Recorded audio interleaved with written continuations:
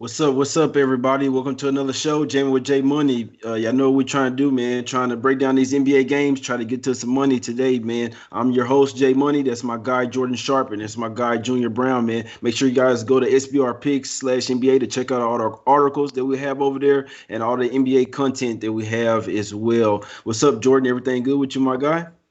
Yeah, I wish I would have done a little bit better last night. My best two plays lost, and my smallest two plays won. So that's a negative day. So that kind of sent me down to the dumps last night. But I was kind of right plays, wrong time. I would have cashed Thomas Bryant's prop if that 3-pointer he made in that first half wouldn't have gotten wiped away. I needed exactly three more.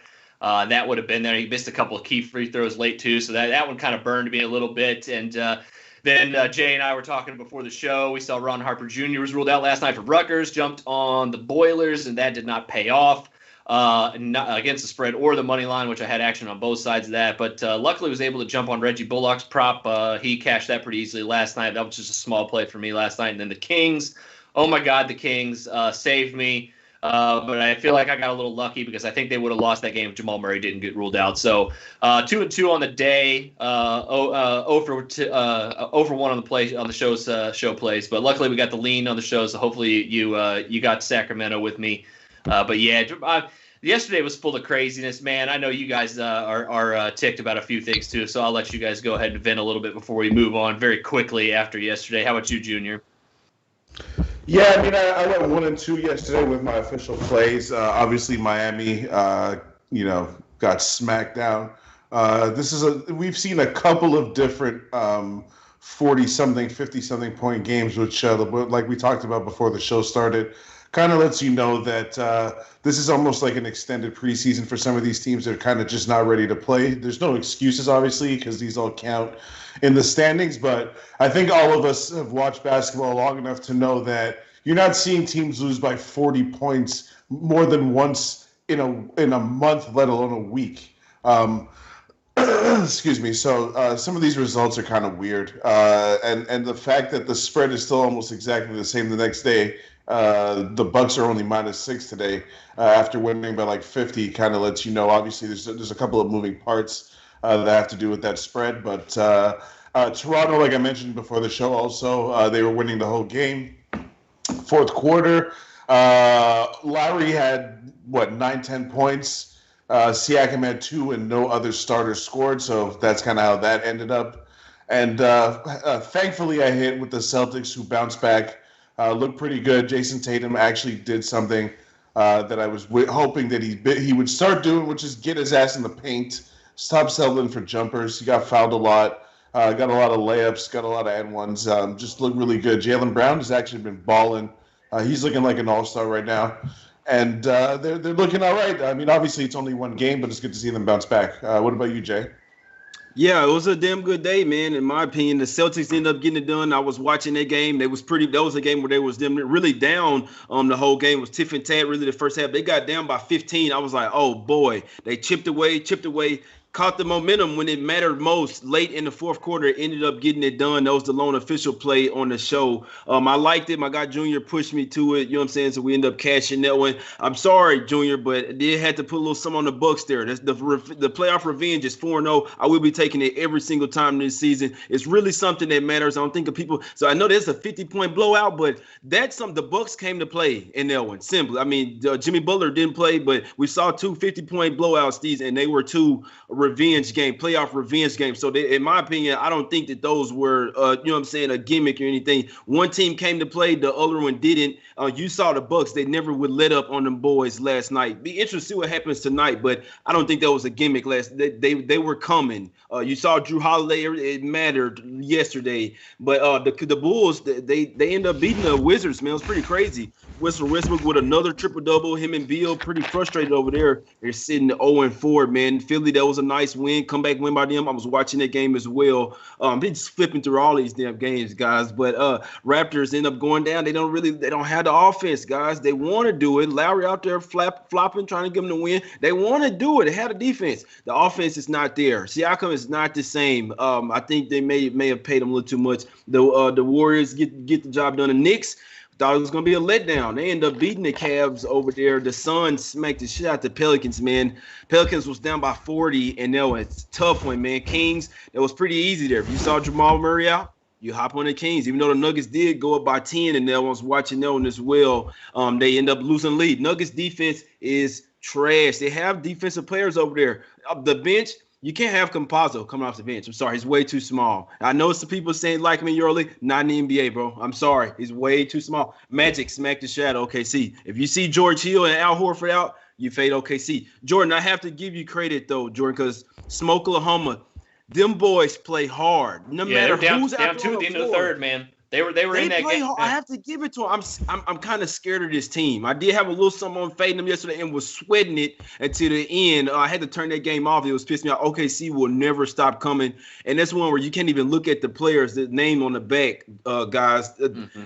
They play hard. It's scary because the team looks like they should suck, man. But even without Hill and Horford, they end up losing. And one more thing, the Clippers smacked the shit out of the Timberwolves, man. It was a bounce back spot. It's another one where I was leaning. I was telling the guys in the chat, I was like, Jay, your leans was hitting yesterday. Y'all should have bet more over. Yeah, but I know. it was a nice day, man. It was a nice day. Enough of that, though. But yeah, Jordan, I had to give you some credit there because, I mean, Oklahoma, they're still not as bad as they look. They are scary, but they're still going to be in for one tomorrow.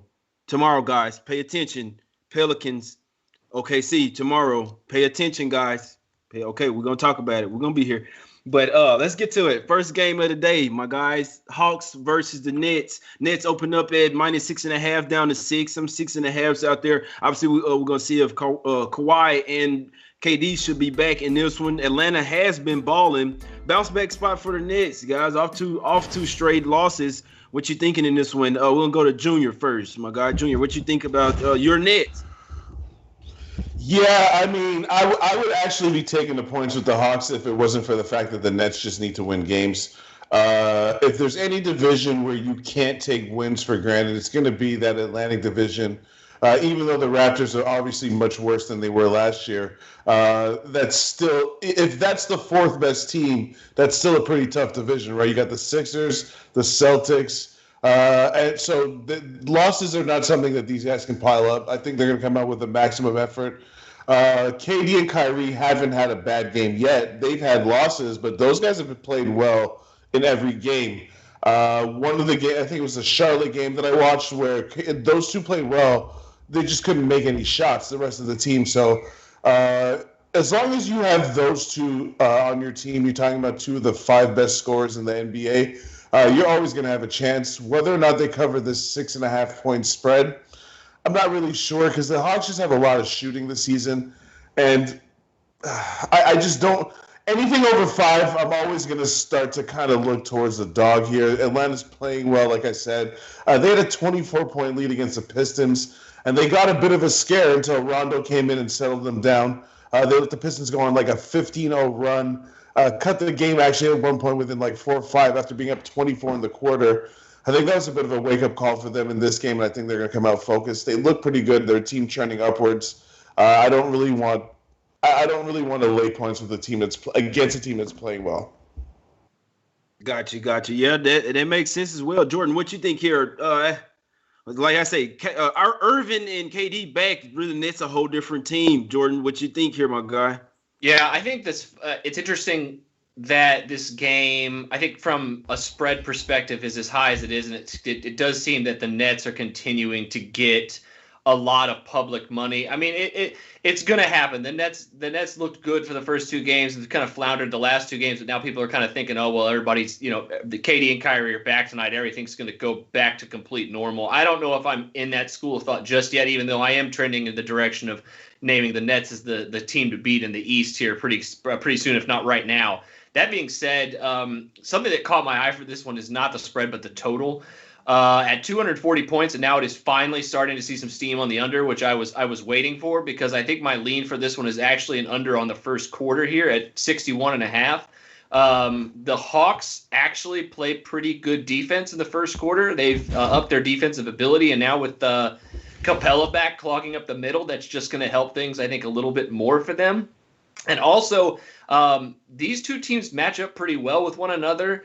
And I also think that the defense for them so far in the first quarter has been outstanding. They're the fourth and the sixth best first quarter defenses here through 3 games. Obviously, that's a very small sample size, but the Nets can play defense when they're focused. And coming off the way they've played the last 2 games, I think you have to at least respect their ability to kind of buckle down a little bit against this Hawks team. The Hawks have looked great, obviously, offensively. Number 1 offensive team in the first quarter, lest we forget. But they've also played Chicago, Memphis, and Detroit.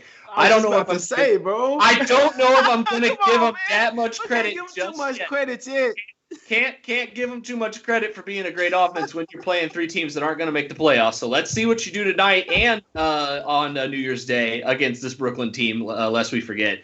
Then I'll give you a little bit of credit, see if you can still put it up offensively. But they've had some pretty low scoring first quarters here. Both these teams have. They've also had some really high ones. I think we regressed to the mean. It would not surprise me at all to see this in the mid-50s at the end of the first quarter if there's a little defense. The pace concerns me a little bit, but with it, they still play defense. So as long as the defense is there, I'm not as concerned about the pace here. So lead first quarter under, not quite there yet. But if there's a play, I think, on the card that I will get at on this entire one, it'll be that one. Got you. Yeah, that was my only thing. And Word, I don't know how WERD, so I'm just gonna say Word. In the chat said Atlanta hasn't played anybody. I'm like, yeah, that's what I'm saying.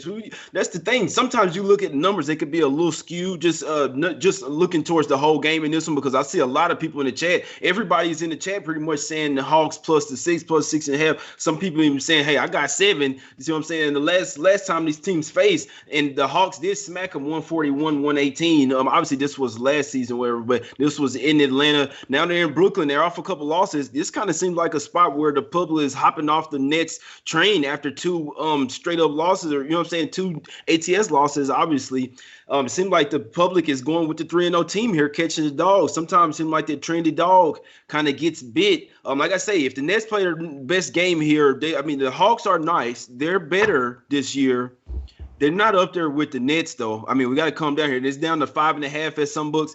Seems to me like the Hawks are the public dog. If KD and Kyrie are in, I'm hopping on the Nets train here. I'm telling you that right now. At the house, small number, That 3-0 look nice for the Nets. It looks lovely. They hadn't played anybody real. Now they're going to see a real squad. And somebody else in the chat just say Trae Young can't guard Kyrie. Come on, bro. That is a mismatch. I think the other way that statement is true too. Also, Who gonna guard KD? So one thing I say about Trae Young, he's been getting into the hole, but as far as this, other than that, it's just shooting. So you pick him up. If it's me out there playing him, I'm picking him up at half court. But he has been obviously the pick and roll. He's been going into the hole. He sees now he got to get his heart on and get 10, 12 free throws. Junior, any other thoughts about this one, Junior? What you think? If KD Kyrie in and it's like 5.5, you don't like that for the Nets here, or you really like that? You a buyer for the Hawks, aren't you? It's a benchmark game for them. I'm just saying 6.5 is 3 possessions. So if I'm taking the Nets, it's got to be less than 6. It's at 5.5, my guy. Yeah, I saw the last time. Heritage 5.5. You wagered?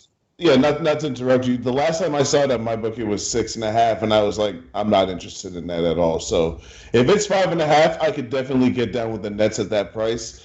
I just think that the Hawks, you mentioned something about Trae Young guarding Kyrie. I watched the Hawks Memphis game, and he didn't guard Ja Morant. They had him guarding whoever the weaker offensive player is, because Grayson Allen. Yeah, exactly. So he never guarded Ja Morant at any point in the game. I would have to imagine that that's exactly what they're going to do in this game and not have him guard Kyrie. And they're going to just throw DeAndre Hunter is going to guard KD. Obviously, nobody could guard KD. I'm just saying that DeAndre Hunter is a defensive player, so he is going to guard KD. And I probably assume that they put either Cam Reddish or Bogdanovich on Kyrie. Listen, obviously the Nets at their best are much, much better than the Hawks. I'm not trying to say that they aren't. But we're in this business we're playing the long game, and I got to look at the number. If the number is more than 2 possessions, I'm not as interested in the Nets. It's really that simple. So at 5.5, like you said, Jay, I could get down with that for sure. Got you. Somebody in chat saying Dinwiddie out. Yeah, we know. LaMarcus Aldridge questionable. Yeah. We'll get to that in just a minute. Well, we finna get to it. I got some thoughts on that tonight. Let's get to this. No official play for me on the Nets. Like I said, I mean, at that 5.5, I do like the Nets. I know everyone won't be able to get there. I might not even be able to get to it. At that 5.5, I do like the Nets. It's right there up under two possessions. But in all honesty, I really think if the Nets are coming to play, they're off 2 straight losses. Now it's kind of sort of circle the wagon spot. Obviously, Dinwiddie's out with the injury. If everybody else is back in, the Hawks don't have enough defense, in my opinion, to keep up with the Nets here. They do have the scoring, but they can't get stops. And we saw last night in the NBA, you can't get stops in a matter of you up by 10. That lead will be going quick. And then you're down by 10. It happens in the NBA. If live bettors, I'm sure you guys know. Strong lean to the Nets there. I really do think they can win by 10 plus. And I might post that one on Twitter if I get there. Next game up, Grizzlies versus the Celtics. Line opened up at -9 for the Celtics, down to 4.5 now. Tatum questionable. I mean, they moving the line. It's not even guaranteed yet. Right? But, I mean, that's what trips me out. But Tatum questionable. Tristan Thompson, if I'm not mistaken, for sure ruled out. So they will be thin. We know the Celtics don't have a lot of bigs. The Grizzlies, obviously, Ja Morant out. I believe Milton's still out as well. Jordan, what do you think? Is Milton still out? So what do you think about this one, my guy? Is taking the points with the Grizzlies once again the right side? Will they be able to work that magic again here? I will say this. I understand that Ja Morant and obviously Jaren Jackson Jr. for the whole season being out is really detrimental to this Grizzlies offense, and that is going to be a huge problem for them tonight. Now, granted, Jason Tatum doesn't play, that problem's a lot less. Like, let's be completely honest, because then you kind of have the horses to kind of keep up with the rest of the Celtics here. No Kemba, no Jason Tatum potentially, but I'm not in the speculation game right now this early in the NBA. I like betting on what I know. If he's questionable, that's cool. You want to jump on the 6, 7.5 that it was before that, that's fine. But that number's gone now. So I mean, mostly it looks like. I mean, there may be a few left there, but they're going to probably come down pretty quick. So if you're not watching this live, you're probably missing the opportunity on that one because that news came out 15 minutes ago. But I'd probably lean that way, but I just can't get myself to play on this game. I was having trouble finding a play on this game before the Jason Tatum injury, and now like I said, I was kind of leaning that way.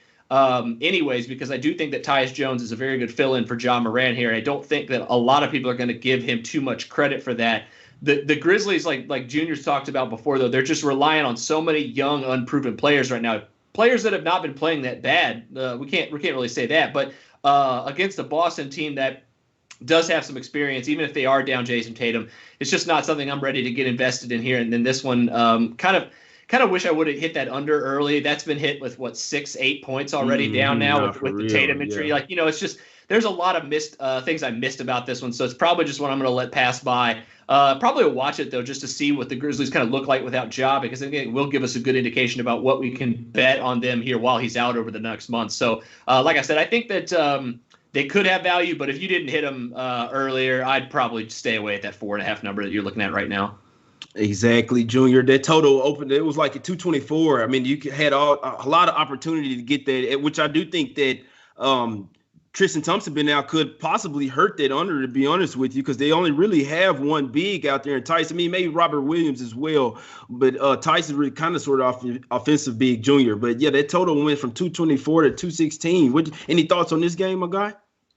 No, I'm just going to be quick. Any game, I say this a lot, any game that I have more questions than answers, I have to pass on. Just too many moving parts. Don't really know who's going to play.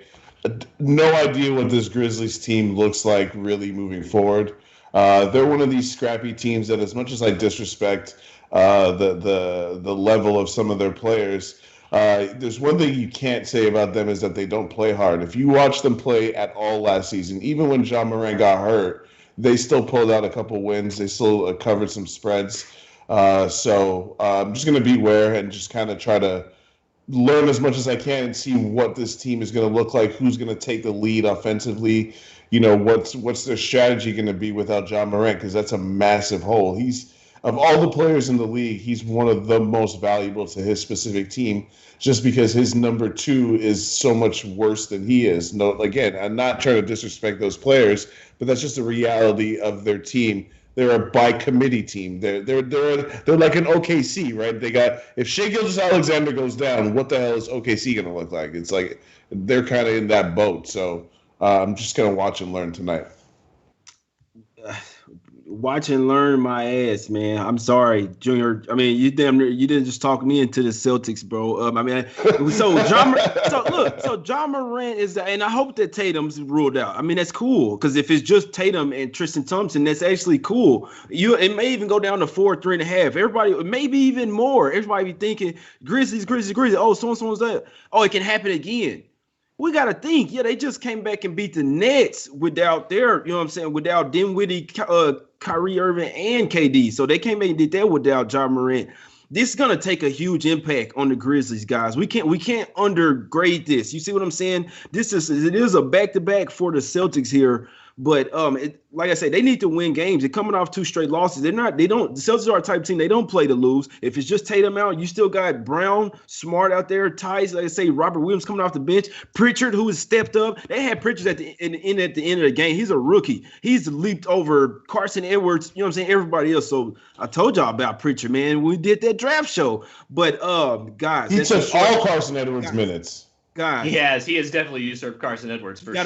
We got to give him his credit because I say, bro, it's late in the game in crunch time. The Celtics are only up by 2 and they're out of a timeout. And Pritchard's in the game. And Brad Stevens is really showing confidence in this guy. I love doing this show with y'all, man. But just me breaking it down, talking it out. The Celtics then won 9 straight games versus the Grizzlies. I mean, like they own this team. You see what I'm saying? They're resting Tatum because they know they could get the win without him. Like, no lie, we see this all the time. They'll rest him. We know we can still get this. Without Morant, I really feel like it's going to take a huge hit. No Milton as well. I don't think that Brooks is enough. What you think, Jordan? What you say? I was just going to say, your boy, if Tatum doesn't play, it's Grant Williams season, baby. Let's go. I know both of y'all are ready for Grant Williams season tonight. In this particular matchup, I'm actually not. I mean, because then you got Jeff Teague coming. You got Jeff Teague, Robert Williams, Pritchard. Williams may not be a bad matchup in this game. I like the Celtics there minus the short number. You wait for Tatum to be ruled out. Maybe see if it go down to 3.5. But even at 4.5, I really think the Celtics gonna get this one done. The Grizzlies look good in that second half without John Morant. They kind of, you know what I'm saying? Everybody stepped up. And this second game, full game without them, I think is really gonna take a hit. The Grizzlies are already kind of struggling, in my opinion. They came face the Nets at the right time. The Celtics here at the house, I really do feel like I think they win this game by double digits, man. Call me crazy, but Morant being out is really like I know what you're saying about Tyus Jones, Jordan, but they're missing Morant tonight. Oh, I understand, like especially what Junior was saying. Like it's no disrespect to Tyus Jones. It's just John Morant is amazing. Like he's literally a once in a generation best player on their team by far. The drop off is significant, yeah, because Tyus Jones is an average, kind of NBA point guard from what a potential Hall of Famer, is. Is that only his second year of career? It's just I completely understand.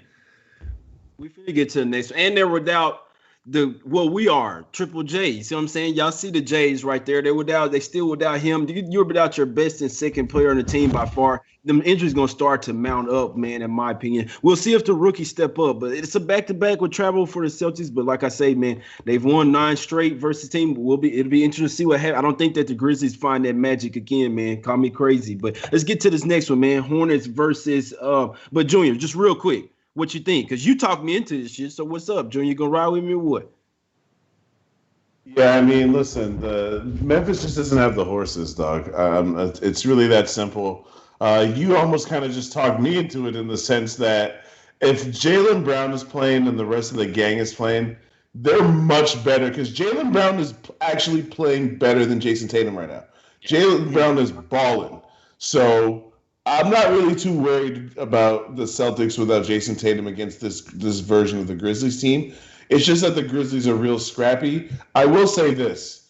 The fact that line has moved a full 4 points, like Jason Tatum ain't LeBron James. Like, I feel like that's kind of almost like a market overreaction in a sense because the line moved 3 points the other night when Kyrie got moved down. Just for reference. Yeah, that's a lot of points, bro. Like, no, I had skipped the first game, the Bucks versus Heat. Well, the way I got it with 2 screens up, this little small screen right here is blocking the first one. So when I click off that Bucks versus Heat, don't worry, guys, we gonna get to it, man. My bad.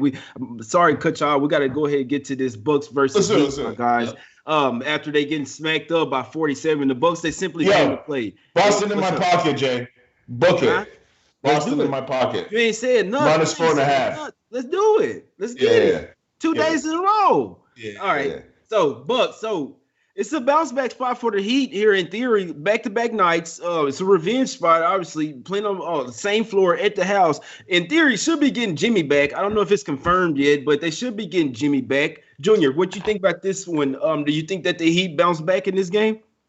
I'm just going to admit my recency bias. I can't really watch you get smacked up by 50 and then what? I'm supposed to believe. Right. What am I supposed to believe? Like, just no. It's a pass. I don't want anything to do with this game at all. A huge motivational angle, but it didn't look good yesterday, I must say. Like, they looked like they gave up in the second quarter. Like, the game was over in the second quarter. Done. Like, we talked about this yesterday, right. Jordan. I mean, Avery Bradley, he hadn't really flourished over there. So they need Avery Bradley to be Avery Bradley, like at his peak, for the Heat to like take the next level, or for him to be an upgrade from Jay Crowder. So the continuity is not there yet. And then what we were saying on the show yesterday is they're missing. They're not.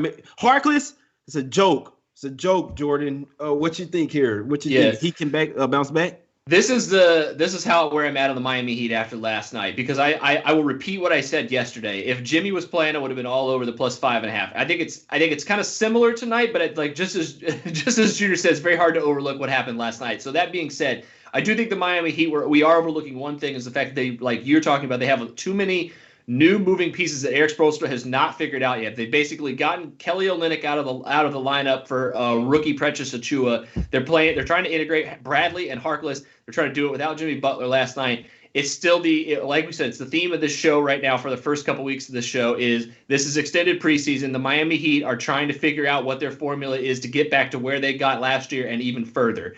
They're not going to be able to do that without knowing who the best 8 or 9 guys in their rotation are going to be. And I don't think Spo knows that right now, just because of he's got a lot of moving parts in that backcourt. But the front court, I think outside of Bam Adebayo, has huge question marks for them about what they do in that rotation. Like you said, Jay Crowder was that Swiss Army knife that could play either the 3 or the 4 spot, do whatever you needed to do on the defensive end, guard pretty much whoever he needed to guard. And now they do not have him. And now you got about 3 other guys that you're trying to fit into that one guy's role. And it's just tough. And I just don't think that they didn't give me a ton of confidence last night. That being said, you get blown out like that, Jimmy Butler comes back tonight, you could see a renewed kind of focus from this team. Maybe that was what needed to get them out of this little half kind of sleepwalky little state that they've been in here early in the season. Or maybe last year was just a flash in the pan. I just don't know right now. I can't put my finger on it. But if Jimmy plays tonight, I might have to at least think about taking the points. I don't think I'm going to get there, though.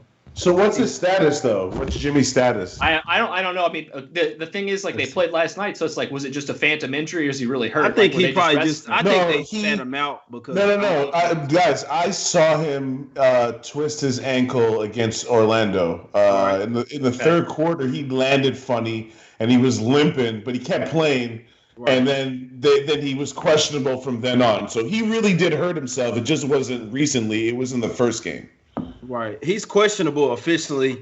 You call me crazy, but I don't think he's sitting this one out. I don't think so. He probably could have played yesterday. Probably when these guys look at the schedule as well, they look at it back to back. You know what? We'll let him get there. I mean, I ain't gonna say we'll let him get there, but like we're gonna sit him out the first one. We're gonna play him on the second half of the back to back. Like these teams really do think like that. Not saying they'll give up on it, but they'll just choose to. I mean, they would have liked to win last night, but Jimmy probably will play tonight. I feel like if you like the Heat, I'd say go ahead and take him down because I mean the line could go down. It's a huge revenge spot. It's not one that I overlook. I'm staying off the game. I like the Bucks yesterday. Now, I mean, maybe if they would have won by 20, maybe same thing. But after about 50, I know it's tough, like what Junior say, to turn around and take the other team. But it's there's actually even more motivated. So, no. The revenge game J and me says lean Heat, but actually no lean in the game at all because I still think that the Bucks probably want to show again that they want to smack their ass again. So I'm staying off. There's nothing for me at all. Sorry, we had to go back on that one. I had to look at the chat, man. It was like, damn, you skipping games. It's a big game, guys, but I don't know. I would say look towards the under. I would look for it to be a lot more defensive game. I think, if I'm not mistaken, the Bucks didn't they make history on them boys for threes? Didn't they make 33s on them boys? That they made NBA history on their ass. So, I mean, I think it's going to be a lot more. When you have a back-to-back and the game went over the day before, you look towards the under the next day. So, lean for me on that under. I think you'll see a lot more defensive effort for the Heat tonight. A lot more fouls for Harkless. tonight. Let's get to the so Hornets versus Mavs, my guys. Hornets versus Mavs. Get to the next one. Sorry about that, production guy. But yeah, we got the Mavs. The line open up at 8.5 for the Mavs, down to 8. Total opened up at 223.5, up to 224. I mean, opened up at 223, up to 224.5. Jordan, I'm not a total guy, but I know my team called me crazy. Why did this game go over, bro? Well, Jimmy Butler listed as out. He listed as Jimmy Butler listed as out Wednesday, guys. Sorry, but Jordan. There it is. I think it's because the Hornets defense is probably pretty bad. So I think there's some expectation that Dallas could just drop 130 points tonight with ease. I think that's the first probably thing that I would say with that. I don't know if I'm going to get invested in the full game total in this one, though. The first half or the first quarter actually look a little bit better, simply because I think the Mavs will push the pace early and then kind of hopefully get the lead and then kind of slow down a little bit. But this is also a team that really has shown that they can play some defense, and I do think that we can expect them to play some defense tonight. That being said, I mean, Charlotte, we've talked about it with this team already through 3 games.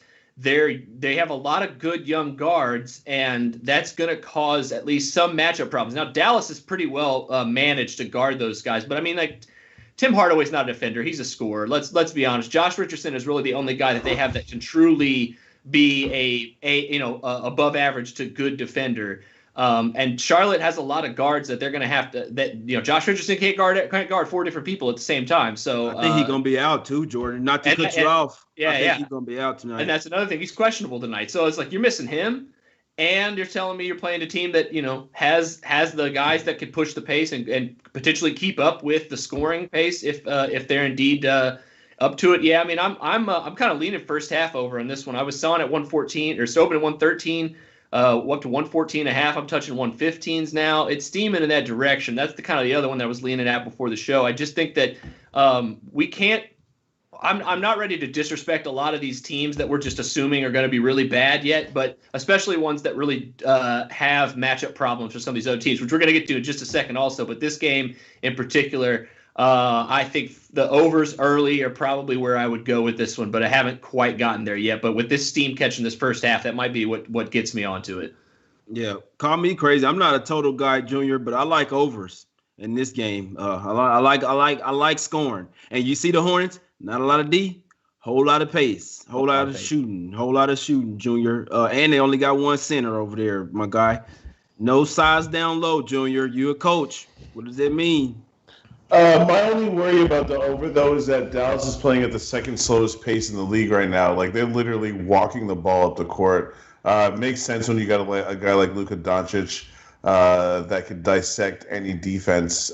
Speaking of mismatches, who on Charlotte is going to guard Luka Doncic? Not to say that anyone can guard him.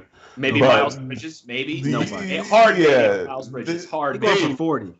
Yeah, they really have nobody, literally, that could guard him on their team. Like, I guess Gordon Hayward could attempt it, but I don't really see how that's going to work out. My finger. Yeah. I hurt my finger. So, speaking of mismatches, that's a mismatch. The other reason that I'm a little bit hesitant with the over here is that Devontae Graham is struggling right now. I need to see Devontae Graham start making some shots. I kind of believe that he will. The only reason that I'm not really like what's the word I'm looking for? I'm not slandering Devontae Graham because he's actually improved as a playmaker. He's averaging 8 assists a game, which was not part of his game last year. So, like I mentioned after I saw him play in the first 2 games, if he could just get his scoring touch back and get the assist, that could take Charlotte to, another level. I don't know what level that is, but better than the level that they're at right now. Because if you guys look, they lead the league in assists. They're moving the ball as he can tend to be. He comes in there and actually gives them pretty positive minutes, and they're just everybody. They got Devontae Graham, they got Gordon Hayward, they got Terry Rozier, and LaMelo. That's 4 playmakers. If you look at some of these rosters, some teams, they can look at Dallas's roster. Dallas basically has 1 playmaker. So I'm a little bit hesitant with the disrespect to Charlotte. Yes. 8.5 is a lot of points, bro. It's a lot of points. Yeah. Dallas has looked shaky in a couple of their games. They are by far the better team. Please don't think I'm saying otherwise. Just think it's a lot of points. Without Josh Richardson, I can't get invested in 8.5 points. And if Josh Richardson is ruled out, you'll get a better number. It'll go down to 7. My thing is the way with the Hornets. So the Mavs are light years better defensive team than the Hornets are. I mean, because we got some defenders over there. Jalen Brunson, James Johnson, Willie Cauley-Stein. I don't know if y'all watched that game versus the Clippers, but Willie was smacking shit. I'm talking about he wasn't letting nothing in the hole. You see what I'm saying? So the boy, the Dwight Powell, he's a damn good defender. Dorian Finney-Smith, they got defenders out there. Even if Josh Richardson's not out, the light years better defense than the Hornets, and it could be a huge letdown for them boys. I mean, I know some people don't believe in letdowns, but it could be a huge letdown for the Hornets after coming off that huge win. So be interesting to see what happens with this one. I too do think it's a few too many points to lay with the Mavs, but we are a much better team. We took some losses, you know what I'm saying? If they carry over their momentum from the Clippers game, they might smack the Hornets up. Could be a carryover momentum for Mavs and letdown for the Hornets, man. Definitely be one that I'll watch. Like I say, it never talk anybody out of making a live play as well. But if I had a lean, it would be a lean on the over, guys. Let's get to the next 2 games, more intriguing games. Last 2 games of the night. Try to fit these in 10 minutes. Next game up, guys, we got the Lakers versus the Spurs, man. Lakers open up at, 6.5, -6. It's down to, down to 5 now? I'm seeing different spreads. I'm seeing a 5 and I'm seeing a 6 as well. So one thing I did see just come up, LaMarcus Aldridge questionable, which we know these days. Which one will go to Junior first? Sometimes Spurs, sometimes the questionables turn into not playing a lot of times. I wanted to see if everybody's going to play for the Lakers. We know Caruso didn't even make the trip. So other than that, it'd be interesting to see if LeBron or AD late scratch or some type of BS. What you think of these Spurs, Junior? They looked a lot better than we thought.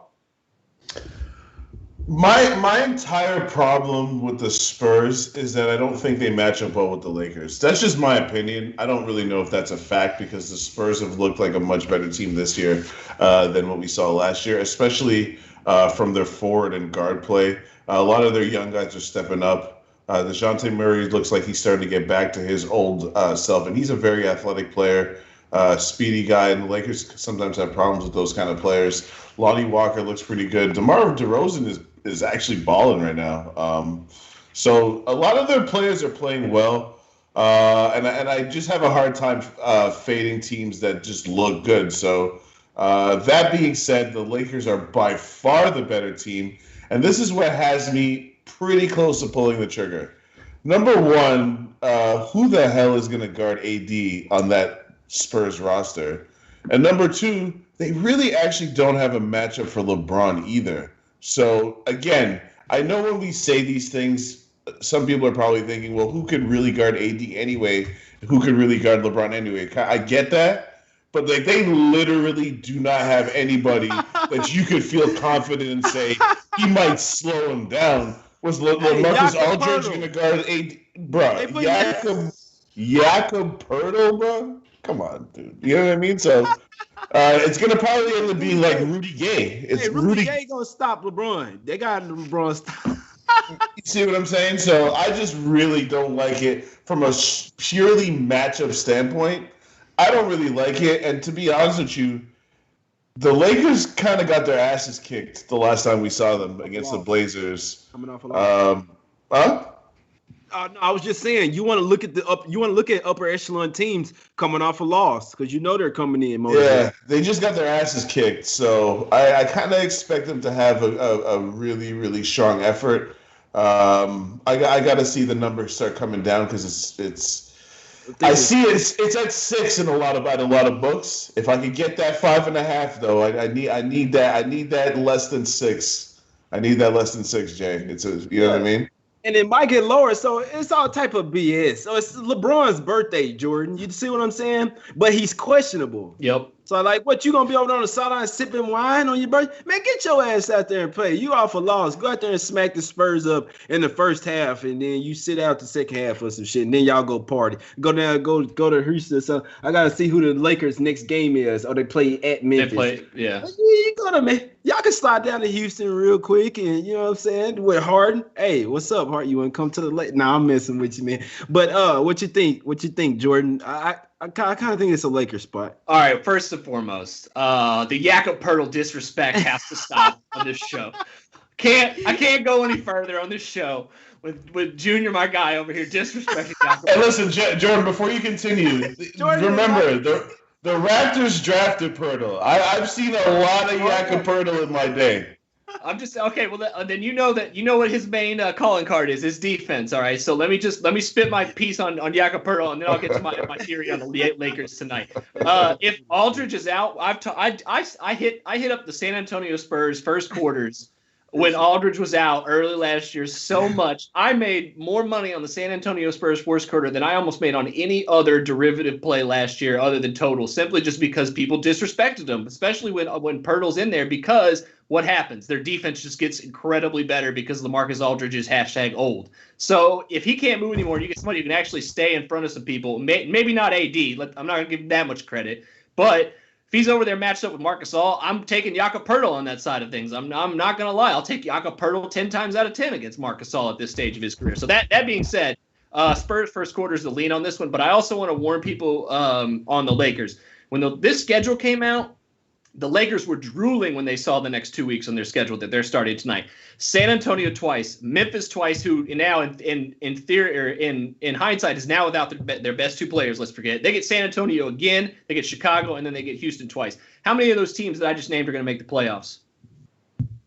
Hey, I can't talk too bad about the Spurs. No, I'm not. I'm just saying. Be wary. Like they right now, bro. I mean, it's early in the season. Can't go too far. Yeah, I'm not. I really disrespect this team, Jordan, but they really look like they want to make the playoffs this year. They pissed, bro. Yeah. I'll say this: there's a difference between the top 8 teams and the play-in games that we're going to experience too. So I don't want to get too far ahead of me, but all those teams are going to be kind of right around the Western teams, at least that I mentioned, are going to be right around there in that area. They're not great teams. They're not playoff. They're not championship contending teams. Yeah, the Lakers are coming off a loss. They were on the second night of a back-to-back in this one. This is the stretch where they're going to rest some guys, and LeBron, the fact that it's his birthday, I mean, is really doesn't matter that much to me. But we talked about it. He really did injure his ankle. He played on it against Portland. Now starting this stretch where you can afford to kind of take some of these games off. Where let's see, 6 of the 8 of your next ones are.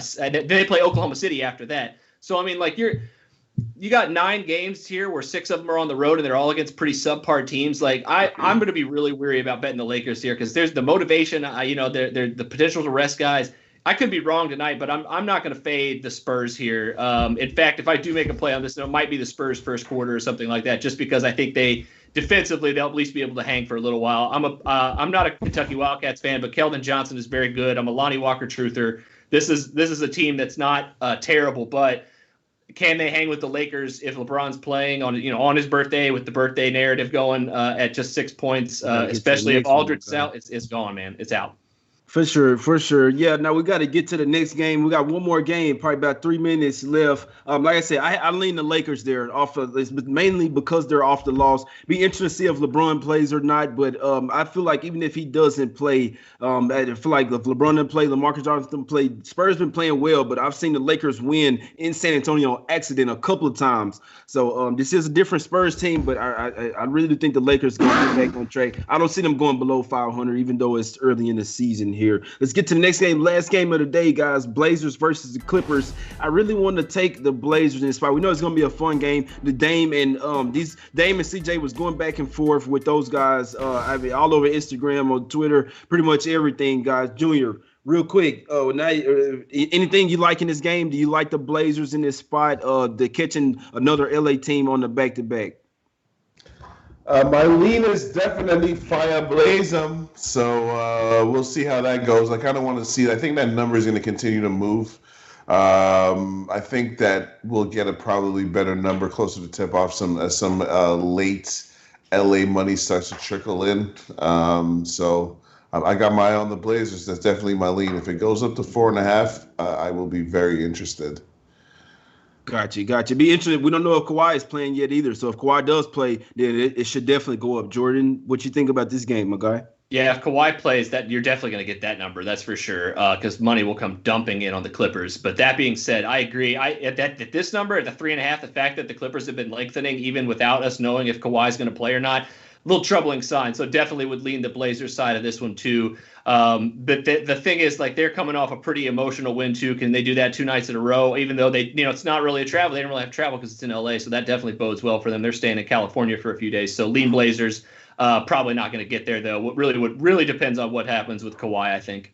Exactly. It's crazy. I really do feel like it's the fireblazism today again. Like I say, they really don't. Neither these teams don't like each other. Be really. Kawhi probably suit up tonight, but I still think that the Blazers could either sneak in there inside the number or get the win again. Like I say, Clippers are a really good defensive team, better than the Lakers, but the offense isn't really there. So their offense will have to keep up with the Blazers. Real interesting game, man. Can't wait to watch that one. That's the one that you wait right before the tip, especially if you like the dog in that one. I'm looking for a Blazers +5. That's what I'm looking for. I want to see Kawhi go, you know what I'm saying, in, and I want to see that Blazers +5, and then they're going to come to play then. They're going to come to play. Jordan, break them off with your picks, my guy. While we were talking, I just locked in over 114 in Charlotte and Dallas. So that's going to be my one official one right now that I've got. It's at 114.5. I still like it there if you can grab it there. 2 leans, Spurs first quarter if Aldridge is out, and then first quarter and maybe first half under in that Atlanta-Brooklyn game. I have to look at those a little bit heavier too. That would be my next 2 best plays if after the Charlotte-Dallas one. Got you. Junior, you're up, my guy. What you liking? What's your official play for the show, my guy? Only official play right now is Boston -4.5. You talked me into it. I had actually no official plays coming in, just because most of these were leans. These are pretty sharp lines, especially that Dallas number. But yeah, I think that it's a bit of an overreaction for the line to go from 8.5 to 4.5. The Celtics are still by far the better team with the amount of injuries that Memphis has. And I have a very, very heavy lean to Brooklyn, who I'm seeing at my book just move down to -5.5. Probably going to make that official very shortly for myself anyway. Love it. Second day in a row, my guys talking to the Celtics. Let's go 2-0 on it. They're coming off a pretty big game last night, but they're going for the win again tonight. This is a very winnable game. If the Grizzlies beat them without Ja Morant tonight, then hey, I just have to tip my cap. They work the magic again. Like I say, in this one, if Tatum is ruled out, we might even get another point. Official play for me, Celtics -4.5. We might be able to get a 3.5 or a 3, -3 on the Celtics. Win. Tatum is officially ruled out. That's probably going to happen. If he's the only one, him and Thompson, I'm smashing the Celtics, guys. I'm telling you this right now. Lean Nets, heavy lean to the Nets. I might get down with my guy Jordan Elwood. Heavy lean to the Blazers as well. Heavy lean to the Lakers, my guys. We appreciate y'all for tuning in. Hit the like button and subscribe if you like the content. Tell everybody about the show that you know that bet NBA. We appreciate everybody for tuning in. Go to SBRpicks/NBA to check out all the articles and come back tomorrow. Check us out, man. Hopefully another winning day. Appreciate y'all for tuning in. Jim with J. Mooney. Smash that like button. Smash it. Hit it.